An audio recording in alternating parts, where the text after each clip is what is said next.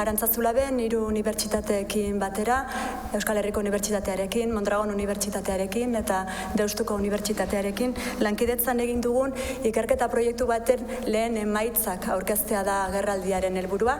2173 pertsonek parte hartu dute, horietatik 1022 Bizkaian, 480 Araban eta 671 Gipuzkoan. Eta aldagai soziodemografikoei kontu berezia egin zaie.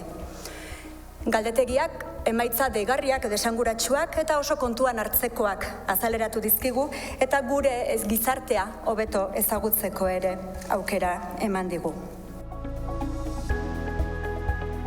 Demokraziak batez ere konpromisoaren sentimentua eragiten dio herritarren erdiari eta eren batek aitzitik axolagabekeria mespretsua edo haserrea bezalako sentimentuak aipatzen ditu. Bestalde, herritarrek demokrazian gehien bat baloratzen dituzten ideiak jaso dira eta horiek dira askatasuna eta eskubideak egotea, ongizate ekonomikoa bermatzea, gobernua kontrolatzeko mekanismoak egotea eta justizia berdintasuna adibidez.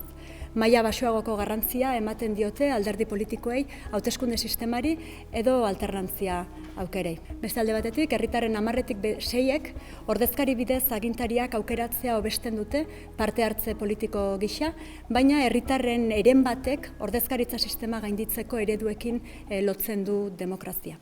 Jarraian eta gobernuei dagokionez, balio eta printzipioak eduki ditzaten lehenesten dute galdetegian parte hartu duten herritar gehienek, 175, eta hori eraginkortasunaren gainetik baloratzen dute. Bestalde, agintariei balioak eta printzipioak lehenetxearren eskarmentua eta prestakuntza eduki dezaten ere eskatzen zaie.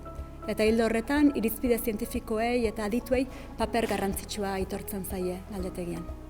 Eta amaitzeko, arriskuan balego, demokrazia defendatzeko presta agertu da Euskal Herritarren 175.